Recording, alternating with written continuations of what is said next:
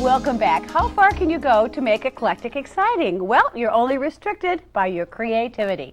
At least that's what Anita Rosenberg thinks. She's the artist who painted these unique pieces of furniture.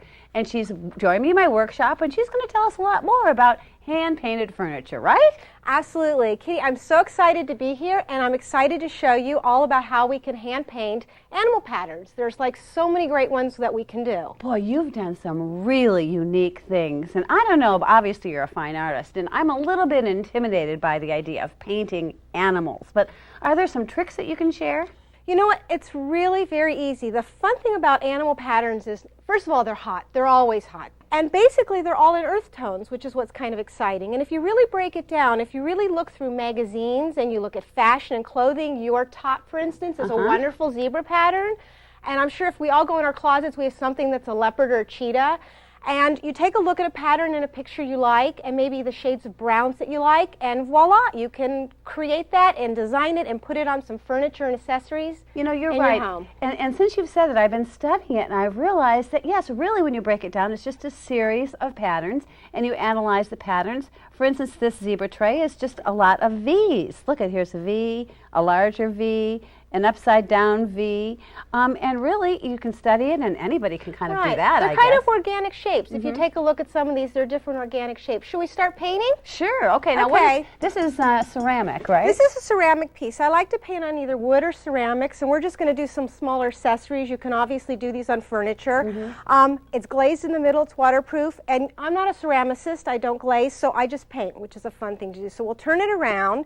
And what I did is I just sort of put a base coat on that's like a neutral color, and then we started doing dots. Now for people who maybe want to put pencil marks first, just do some sort of little round organic shapes in pencil, and then you take your brown color and you start to paint in. So, and it's just sort of a freehand kind of idea. It's just a freehand little spot because you're making animal spots on them. So now the background color I would call kind of a soft butterscotch. What color would you call it? Something like that? Yeah, absolutely. That's, and then this is kind of a caramel, or what would you call that color? Like a tumbleweed. It's kind of like a tumbleweed color. Okay. Now the trick to doing the animal patterns, once you've done the dot on them, is, let's see, to find a little bit of a finer brush, and I'll just show you here. This is the trick. It's the black. It's the detail. This is what makes it look like an animal pattern. So what you do, and it's kind of a little bit of a sloppy thing, but you can see you put it along like a little bit along the bottom, and you put it a little bit along the top. Sure. And you just sort of make it like a little bit of organic shape going around it. You also can put little dots, and you know, you kind of give yourself a little bit of pattern to fill it in. It's up to you, whatever you want to do. Yeah, and once you get an all-over pattern, you get the idea, I think. Now, this is interesting.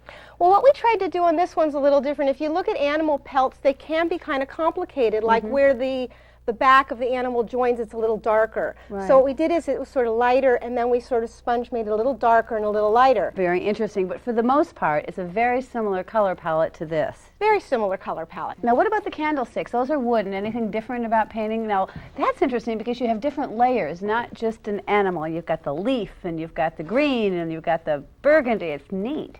Thanks. Well, what this pattern came from, friends of mine are designers, and they did this rug that we're sitting on with some pillows. So this is where the idea came from for me, is I looked at the cheetah pattern, and I tried to figure and analyze it, as you mentioned. So the first color that's on down is kind of like a classical bronzy kind of greenish color, and that was the first color we did in the spots.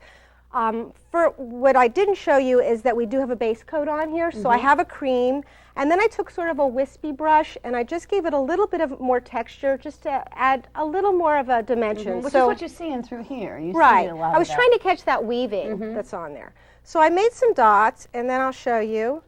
I'll just, you know, kind of paint them, and we penciled them in ahead of time. You can pencil them if you want to, or you can just kind of wing it.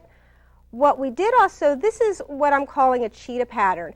And what's a little different is we tried to make them, if you can see, go different directions. Some are going one direction, some are going this direction. It's sort of moving around. Because you have to remember, this is animal patterns, and animals are in nature, and it's organic, and it moves, and it changes, and so that's what I was trying to do And here. I see you've added a couple different colors there. And then when you're finished painting, it all together. What did you do to achieve that nice kind of shiny look? You glazed it with a clear glaze? Yes, you just put a clear gloss glaze that you can get in any hardware store. I don't use Varathanes and I don't use anything that will yellow, and that protects it.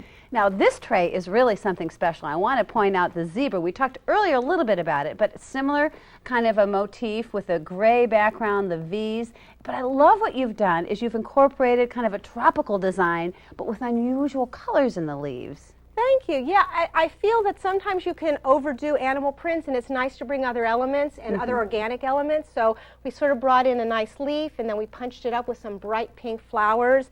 And then there's also a nice little metallic sponge element along the edge, and that really brings the zebra pattern all together. It really does, and it adds this wonderful eclectic look, which is what we have on the tray as well as on the candlesticks. It's really fun stuff. Thank you so much. Thank you. We'll be right back.